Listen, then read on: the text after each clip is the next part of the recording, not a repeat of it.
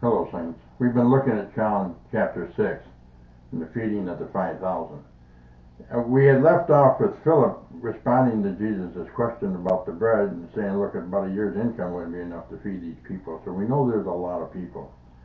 And in verse 8, one of his disciples, Andrew, Simon's brother, says to him, hey, there's a guy here with a lunch. This is where it starts. It says, there's a lad here who has 5 barley loaves and 2 small fish. But what are they among so many? And he's probably making just a hyperbole here, a little comparison between a small lunch and 5,000 people. But Jesus says, make the people sit down. There in verse 20. Verse 10. Jesus said, make the people sit down. Now there was much grass in the place. Remember, it's around Passover time. And if you're familiar with the climate there, it's very similar to Phoenix. So in the spring, probably not too hot to set on the ground. The grass is starting to come out. This is about the time of year it is. So he tells them to sit down. And so the men sat down in numbers of about 5,000, and Jesus took the loaves, and when he had given thanks, he distributed them to the disciples. And the disciples to those sitting down, and likewise the fish as much as they wanted.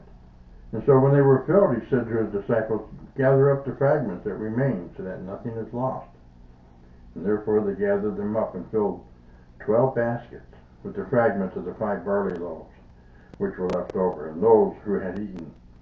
And then those men, when they had seen the sign that Jesus did, said, this is truly that prophet who is to come into the world. Now Jesus fed the 5,000 on purpose, and he must have known that this would be the response, that they would see a miraculous feeding and then see Jesus as that prophet. He was in a sense a Messiah.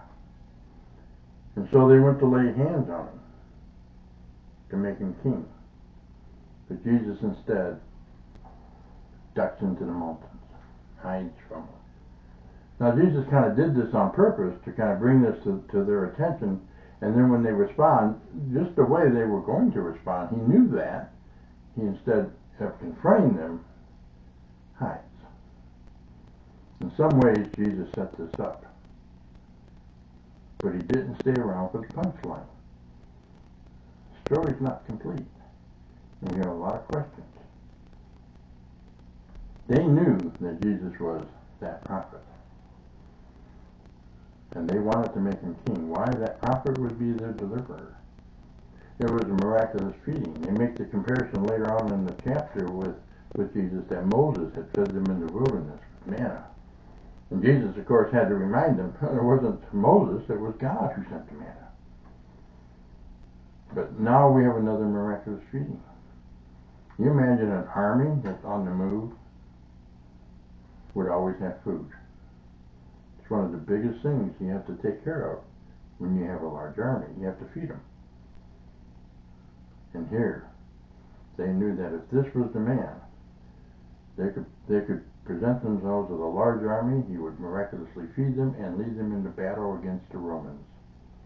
You see, the Messiah they were looking for would be the Messiah who would come to help them deliver them from whoever bondage they were under. This time it's Rome.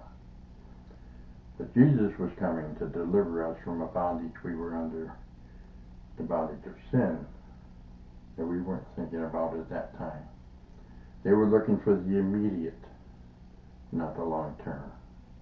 Remember, Jesus came into the world to deal with sin, so he could take the world back from Satan and put things back the way they were before the rebellion.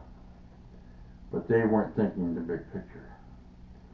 And so they went to lay hands on him. They were going to make him a king, and he ducks away. And so next time we're going to talk about some of the reasons why he ducked away, and then what the message might have been that he wanted them to get. Until next time, blessings.